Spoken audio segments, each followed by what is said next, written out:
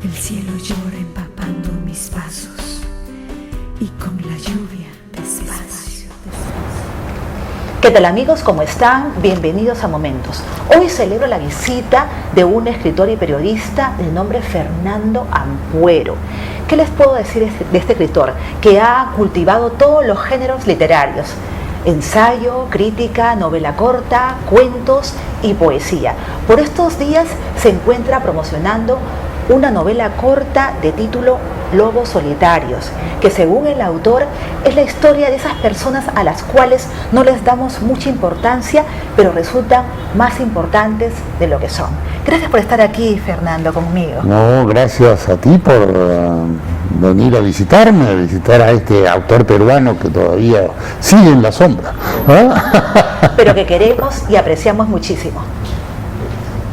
Fernando, en junio pasado salió una novela muy especial, una novela corta, Los Lobos Solitarios.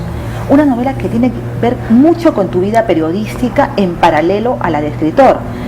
¿Hay muchos narradores frustrados dentro de las redacciones? Bueno. No se atreven a dar el salto. No sé si hay muchos narradores, imagino. Muchos periodistas tienen un sueño, muchos, no todos, sí. ser escritores, ser fabuladores, ser novelistas. Otros no. Sí. Otros sencillamente son grandes lectores de novelas sin ninguna ambición de escribir novelas. Sí. Ejercen muy bien su oficio, ¿no? Pero quieren mejorar su lenguaje y por eso leen literatura. El caso que yo cuento en Lobo Solitario, que es una expresión que tú sabes que ha sido muy usada para designar sobre todo a este tipo de personajes muy encerrados en sí mismos, que de pronto estallan en un exabrupto. Son estos personajes que yo conocía a mediados de los años 70, principios de los 80, que es el caso de Edmundo de los Ríos y de Javier Ugarriza. Los menciono solamente por el nombre, Edmundo y Javier. Edmundo era un individuo muy bueno, publicó un solo libro en su vida, un libro que ganó una mención, el premio Casa de las Américas de La Habana, cuando era un premio muy prestigioso, el mismo año en que Alfredo Bryce ganó una mención también muy importante en cuentos, y en que ganó el premio de poesía Antonio Cisneros. En el 68 lo publica. Ese libro se publicó luego en México, ese mismo año. Y lleva una cita en la fajita del libro, ¿no?, de Juan Rulfo, nada menos. Bueno, yo después de leer esa fajita, ¿no?, y de ver esto, dije, bueno, está en las puertas del Olimpo, ¿no? Ha llegado ya, y el siguiente paso es ser autor aclamado. Claro. No pasó nada de eso. Llegó a Lima, publicaron 2 o 3 noticias sueltas en los diarios sobre su novela, y inmediatamente pasó al olvido. Lima, cuando quiere ser indiferente con alguien, lo es de una manera total. Pasó al olvido, no existía. Entonces él entra a trabajar a Caritas. Yo era un muchacho que recién empezaba, tenía unos 7 años más que yo, digamos, ¿no? En Caritas, y tenía pues un cubículo ahí donde escribía para la revista, y le dan el cubículo contiguo, ¿no? Bueno, y empecé a verlo y a conversar con él, y pues me encontré con un tipo extraordinario, que bebía mucho, eso sí, en esa época. Yo recuerdo que un día estaba escribiendo en un cierre de edición y se me acercó, y eso lo cuento en el libro, ¿no? Se me acercó y me dijo: oye, veo que estás muy apurado escribiendo. Sí, es que tengo que entregar a la imprenta, pero quiero hacerte una pregunta. No nos conocíamos mucho, ¿no? Entonces sí, ¿por qué te gustan las palabras? Porque las palabras son nuestro destino, pero yo lo que quiero saber es por qué te gustan las palabras. ¿Por su música, por su significado o por su belleza? Y yo la verdad es que quedé paralizado frente a la máquina de escribir, porque, oye, mira, y en ese momento me salvó una llamada telefónica, que era de la imprenta justamente. Sí, no, ya, dame 15 minutos más y termino, son 2 párrafos y termino. Y cuando me vuelvo a verlo, él había desaparecido. lo sentía ahí abriendo cajones en la oficina contigua. En el cajón de abajo siempre guardaba unas botellas de pisco, ¿no? Porque siempre tomaba unas botellas de pisco, ¿no? Bueno, terminé mi texto rápidamente, lo fui a dejar y volví a la oficina para llevarme el saco, la chaqueta, digamos, el morral y todo, y de pronto veo que sale, ¿no? Y me dice, perdón, le digo yo, ya tengo tu respuesta. Me gustan las palabras por las tres cosas, por la música, por el significado y por la belleza. Y también, le digo, por su filo, por su resonancia oculta y por su hechizo, ¿no? Sí. Entonces él se quedó muy serio, chasqueó la lengua y me dijo, buena respuesta, nos vamos a llevar bien. Y me sacó una copita de pisco ahí para tomar. Luego me interrumpía, porque yo era muy inseguro, bueno, sigo siendo inseguro cuando escribo. Cuando escribo, después de un rato tengo que leer lo que escribo en voz alta para ver si la música está bien, si el ritmo está bien. Entonces, cuando yo hacía esto en mi oficina, él, que tenía un oído de tísico, que me percibía todo, salía, se acercaba y me decía, ya empezó el recitativo, ya sabía que había terminado la nota y que estaba marcando donde yo veía algún bache, ¿no? Y el problema es que empezó a tomar la costumbre de que cada vez que terminaba yo le preguntaba, ¿y qué te pareció el ritmo? ¿Está bien? Está muy bien el ritmo, está muy bien todo, vamos a celebrar. Entonces sacaba otra vez la botellita de pisco y cada vez que yo terminaba una nota había una celebración y yo, por lograr una prosa natural y buen ritmo, sentía que iba a acabar en el alcoholismo más absoluto, ¿no? Y entonces empecé a hacer mi recitativo en susurros para pasar inadvertido, pero tenía un oído finísimo y siempre me pescaba y llevaba con las copitas, ¿no?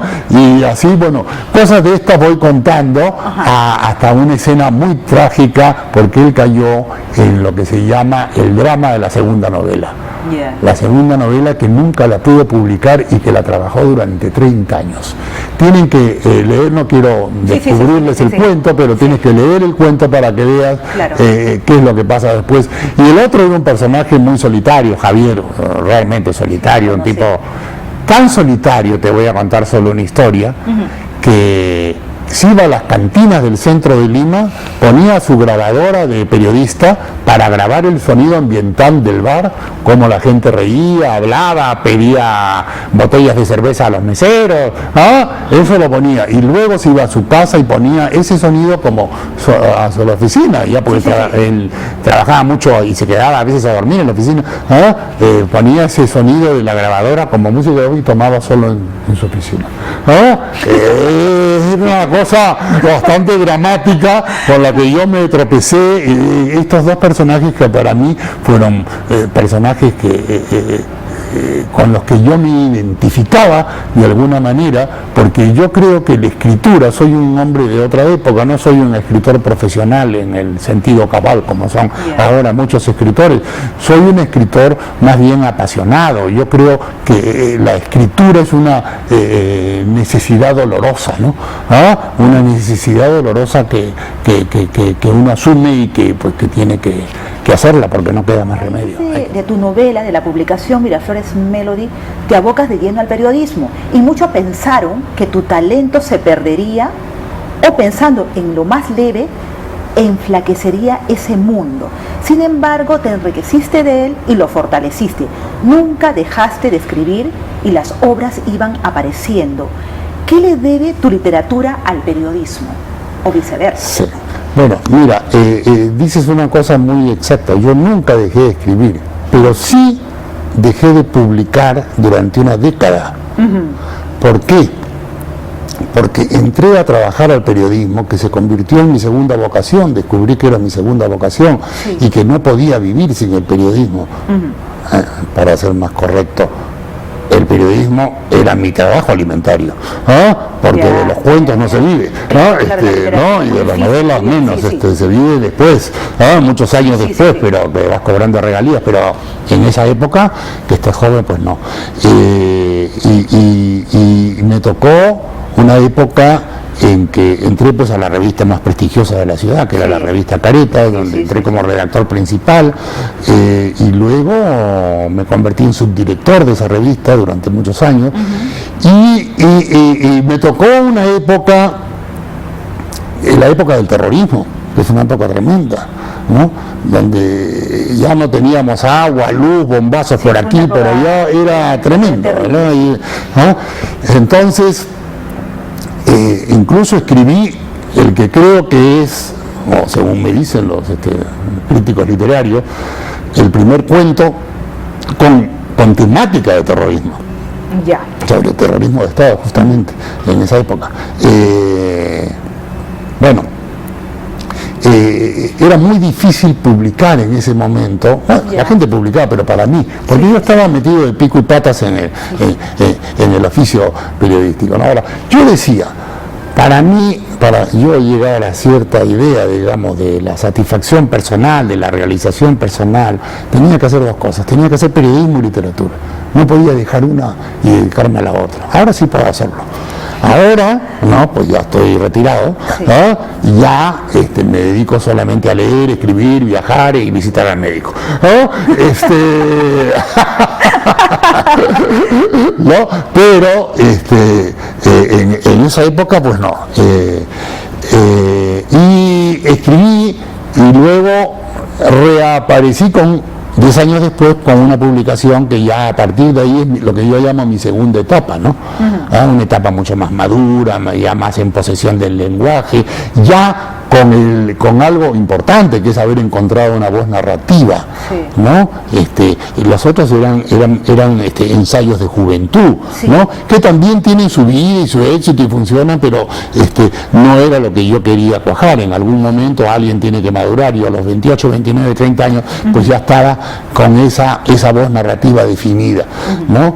Que se define a través de un cuento que se tituló El Departamento, y luego aparecen mis colecciones de cuentos: Malos Modales, Bicho Raro, Mujeres Difíciles, en fin, y luego las novelas, ¿no? La novela noir me interesaba mucho. ¿Por qué? Porque yo quería contar una novela noir a la peruana. Yo creo que el género más representativo de la literatura contemporánea, o uno de los géneros más representativos, es el género noir, porque vivimos bajo regímenes policiales, vivimos, ¿no? en ciudades, ¿no? con delincuencia. Me interesaba saber cómo mata y roba la gente en nuestro país. Tú sabes que este país es el festival de la corrupción, gubernamental sobre todo. Entonces, pues, y cuando leo novelas negras me entero cómo roban y matan en Grecia, como con Marcaris, por ejemplo, o cómo roban y matan en Francia o en Inglaterra, en Nueva York, en diferentes lados, porque todos tienen sus novelas policiales, todos van de alguna manera dando este registro extraordinario y que refleja la vida contemporánea, ¿no?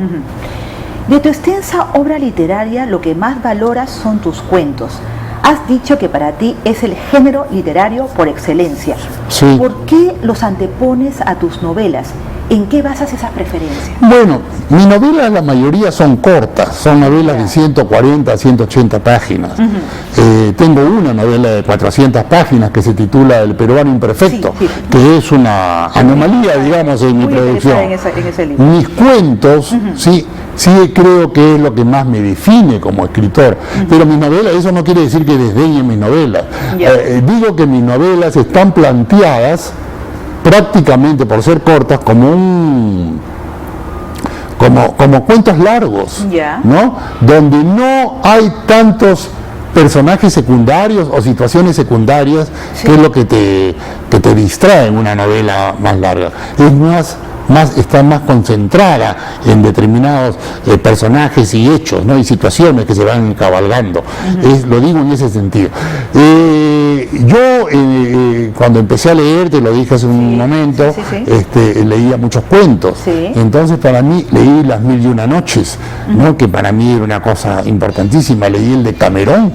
El abuelo era un libre pensador y me permitió leer el de Camerón a los 12, 13 años, lo cual era muy interesante. Era un libro divertidísimo.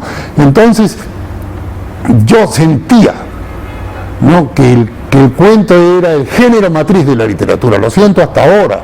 Creo incluso que en las cavernas, en lo del hombre de las cavernas, pues se contaba historias, y el primer género se me hace a mí que ha debido ser el cuento, no la novela. ¿Por qué?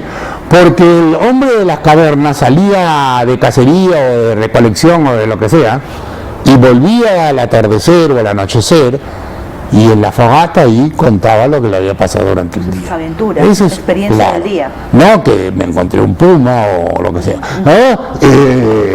Ese era un cuento. Ya. ¿Cuándo aparece la novela? Aparece con alguno de esos hombres de la caverna que no sale y vuelve ese día, sino que sale y regresa 4 meses después porque se fue a explorar otras tierras. Y cuando regresa, empieza a contar la historia, pero por partes, porque no la puede contar toda en una noche. 4 meses de vida, entonces ahí está la novela. ¿Me entiendes? Bueno, esta es una teoría que me he inventado yo porque así me sale el forro, entonces no. Pero algo debe ser, ¿no? Claro, algo de ahí por ahí debe estar. Y lo que me interesa sobre todo es el cuento como experiencia, como percepción de una síntesis, de una historia que la ilumine, que la exprese tanto en lo que uno dice como en lo que uno no dice, que te sorprenda tanto por el final detonante, digamos, claro, que mueva el asombro, o por el final abierto, donde el lector es el que tiene que completar con su imaginación, ¿qué es lo que pasa, no? Qué sé yo, lo esencial del relato, ¿no? Has eliminado buena parte de la obra de tus inicios. ¿Qué razones te condujeron para tomar tan drástica decisión, Fernando? Bueno, no, he eliminado 2 o 3 libros de los que no quiero hablar, ¿no? Y no menciono. Uno lo escribí muy drogado, entonces tú podías medir por capítulo qué cantidad de droga había tomado en ese capítulo y qué cantidad bueno, era una experiencia de una juventud un poco desaforada, porque yo fui un poco desaforado en mi juventud. Entonces todas estas cosas eran grandes experiencias vitales, pero las eliminé. Otras no, sencillamente estaba en el oficio del aprendizaje de la escritura, que es un aprendizaje, ¿no? Uno puede ser un poeta a los 18 años, pero es muy difícil que seas un novelista o un cuentista eficiente a esa edad. Esto requiere un aprendizaje, ¿no? Entonces eliminé eso, pero bueno, me di cuenta que otros grandes escritores que yo admiro también habían eliminado libros de sus primeras épocas. Bioy Casares eliminó 7, creo, 7 volúmenes. Eliminó sobre todo los libros, como era un hombre millonario, los libros que le publicó el padre. Empezó a publicar los libros que las editoriales, con editores profesionales, se los iban aceptando. Graham Greene dejó su primera novela, que le gustó mucho, pero las 4 siguientes también las eliminó. Y recién a partir de la 5ª empezó a construir su obra, digamos, ¿no? El problema es que los coleccionistas de libros empezaron a comprar todos estos libros fallidos, y cada vez se cotizaban más alto, lo cual es una miseria. Es una miseria que sean tan perversos, deberían ser lectores. Ahora han publicado la novela, por ejemplo, una novela que yo admiro mucho, de Francis Scott Fitzgerald, El Gran Gatsby, para circulación académica, ¿no?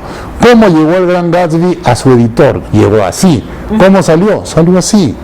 El editor Max Perkins, sobre quien han hecho una película justamente, le dijo, oye, mira, la novela es esto, todo, bueno, y la revisaron juntos, y Fitzgerald aceptó, sí, es cierto, ahí está toda la historia.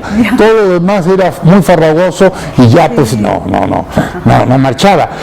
Borges, nada menos que Borges, para mí creo que es uno de los grandes escritores del siglo XX, un maestro de la economía expresiva, un gran escritor, pues también eliminó varios libros después de sus poemarios ultraístas y todo, porque era demasiado barroco, demasiado recargado. Dejó a una serie de libros con este barroquismo. Después, al final de su vida, escribió muchos libros con un lenguaje simple, sencillo, depurado. Lo que te quiero decir bueno, lamentablemente la viuda parece que ha aceptado que publiquen los primeros libros, pero no sé si, espero que no salgan. En sus obras completas que él en vida pudo seleccionar, hay que respetar eso, sí, hay que estaban los libros que él quería legar, digamos, sí, pero ¿no? En fin, entonces es una situación que le ocurre a muchos escritores, no es que no hay sea... que analizarse, no hay que tomar no, claro, no es una anormalidad.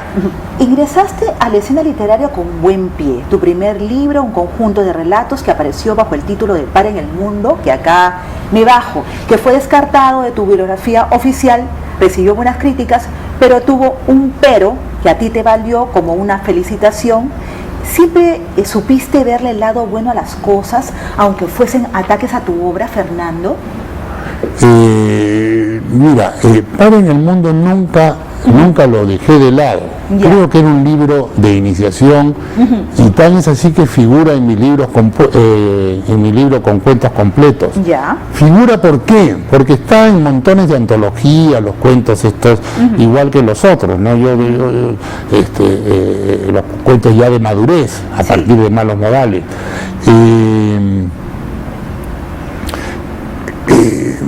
¿Tu pregunta era, perdón? Sí, sobre la crítica, las primeras críticas a tu obra.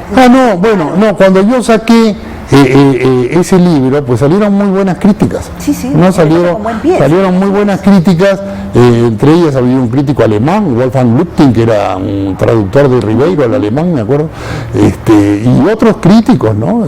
Julio Ortega, José Miguel Oviedo, críticos muy prestigiosos en los años 60, 70,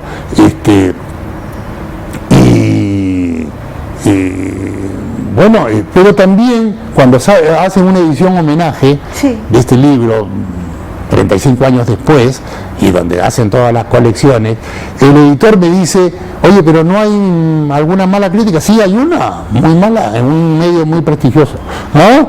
Pero que no era tan mala en realidad. Después ya viviéndole, entonces le dije, ¿y qué ponemos en la contratapa? Yo quiero poner esas frasecitas que se ponen, pues, y ahora le han inventado una palabra rarísima, o sea, blurb, ¿no? Una palabra americana que, bueno, es una cita. Una cita, exactamente. Una cita que, bueno, elogiaba las bondades de esos relatos, y había otra que más bien la tachaba. Entonces, ¿qué es lo que tachaba? No tachaba el trabajo literario, la calidad del cuento, de la narración, sino los personajes de lo que hablábamos hace un tiempo. Sí. El crítico ese, en un medio de mucha difusión, reclamaba que no quería que la juventud de ahora se dedicara a fumar drogas y a tomar esas cosas, sino quería alguien que luche por Vietnam, por Camboya, por qué sé yo, una juventud más comprometida, ¿no? Sí. Claro, y es que este libro en realidad apareció en una época donde casi todos los libros que se publicaban estaban bajo una consigna, una receta sociopolítica, ¿no? Había que ser autor comprometido, ¿no? Y yo lo único que les dije es que mi único compromiso por ahora es con la literatura. Para escribir libros mi compromiso es con la literatura. Como persona sí me puedo comprometer políticamente a cualquier causa, como ciudadano, pero como escritor pues estoy solamente comprometido con la literatura. Pocos han puesto atención en tus poemarios Voces de Luna, Muslo que Subo y 40 poemas. Tu incursión en este género, Fernando, es algo tardía, ¿no? Pues muchos escritores dan sus primeros pasos a través de la poesía. Sí, es cierto, pero bueno, ocurre que a los 48, 49 años me sentí en un trance bastante perturbado, no sabía por qué, y lo que pasaba es que tenía un cáncer, pero no supe de este cáncer hasta un año después. En esos meses previos escribí Voces de Luna Llena, que es un conjunto de poemas, y luego otros libros. Finalmente están todos, las más importantes están compilados en 40 poemas, ¿no? Y fueron poemas muy premonitorios sobre la muerte, sobre situaciones, bueno, también sobre el amor, por supuesto, bueno, son los grandes temas de la poesía, ¿no? El amor y la muerte, ¿no? Y claro, soy un poeta tardío, son textos que aparecieron y que tuvieron una acogida, digamos, tibia, porque pues en el mundo y en las capillas literarias pues se hacen muchos problemas, ¿no? Sí. Cuando uno ya se ha hecho una trayectoria como narrador y que Exacto. aparezcas de pronto como poeta, pues le resulta muy incómodo a una gran Sí, a cantidad de muchos gente, grupos como de diciendo, poetas, aquí ya sobre todo, estamos todos llenos, Sí, por sí, favor, sí. que no No entre venga más. nadie más. Y yo la verdad es que no quería entrar a ningún círculo de poetas y de nada, sino expresar sentimientos, porque ¿por qué uno escribe poesía? Yo no puedo planificar un poema como planifico un cuento o una novela, yo no puedo construir, digamos, una mirada, que es toda mi ambición cuando escribo literatura, construir una mirada. El poema es una cosa que te sale, que te vuelca y que está ahí, y que bueno, y no hay trampa, es el yo. No te estás disfrazando con personajes Sales ni desnudo, nada. totalmente Claro. Entonces, bueno, eso. Salió eso, funcionó, y no funcionó por el otro lado, por supuesto, y nada, yo lo que quería era nada más mostrar lo que me acontecía, que no es otra cosa. ¿Qué hacemos los escritores? Contar nuestra vida de diferentes formas, Sí. en todos los yo que asumimos, ¿no? En todas las personalidades que vamos asumiendo a lo largo de los personajes que plasmamos en nuestras narraciones, ¿no? Así es. Fernando, quiero terminar esta entrevista con una pregunta que cuando leí esa declaración tuya me dejó realmente sorprendida. O a lo mejor es una leyenda urbana, no lo sé. ¿Es cierto que no has ganado un premio literario? ¿Nunca? ¿Eso es cierto? Sí, no he ganado nunca, y cada vez que hay un asomo de premio, pues salgo huyendo. Más bien, he participado en bienales, en premios, pero no yo con mi obra. Y es que me pasó una cosa muy curiosa. Me pasó que a los 25 años escribí una novela y la mandé a un concurso, Sí. ¿no? Y pasado el tiempo de evaluación de todas las novelas, me llevé el más grande desconcierto de mi vida, que mi novela no había ganado, ¿no? Pero ¿cómo es esto posible? Bueno, yo me sentí tan miserable, tan triste, que dije, jamás voy a volver a mandar algo a un concurso, ¿no? A lo mejor estoy casi convencido de que el jurado tenía toda la razón de premiar a cualquier otro, pero yo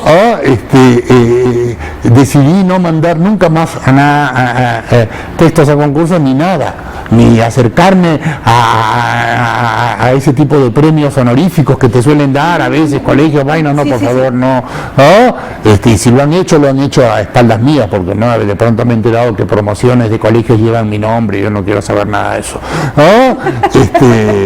¿Por qué? Porque para mí, finalmente, y lo digo con toda modestia y con toda naturalidad, los mejores premios son los lectores que gustan de mi cuentos, de mis novelas, de los que se me acercan en la calle, Sí, se te quiere mucho, y te me dan un valora, abrazo te y me conoce. cuentan algo. Entonces esto para mí es lo importante, pero yo dije esto, conté esto justamente en una premiación en que un escritor español me preguntó qué opinaba de los premios, y conté esto, cosa que dejó muy desalentada y muy entristecida a una serie de escritores jóvenes. Pero usted nunca ha recibido Yo también un premio. pensé eso, digo, Oye, no es pero posible. no te sientas triste por mí ni nada, yo me siento muy bien, yo no quiero sacar nada de premio, yo lo que quiero es escribir, y el mejor de los premios es la simpatía, el cariño de los lectores que encuentran por las calles. Eso es el mejor de los premios. Fernando, ¿No? ha sido un placer tenerte en momentos. Gracias. Yo la verdad quería mucho este encuentro. Sí. Sigo tu carrera hace muchísimo tiempo. Te he visto también como un gran periodista en un programa de magazine periodístico. Así que gracias por haber estado conmigo y espero que esta experiencia se repita. Muchísimas gracias. Muchas gracias a ti, Elga, has sido muy amable. Amigos, hemos disfrutado de la presencia y ese alma tan especial que tiene Fernando Ampuero, escritor, periodista, que nos recibió con gentileza aquí en su casa, donde están sus creaciones, donde está su medio, donde está la vida de este apasionado escritor.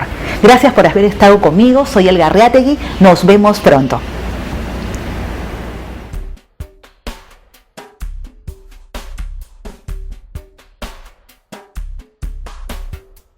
El cielo llora empapando mis pasos y con la lluvia despacio, despacio, camino ausente, camino a tu lado.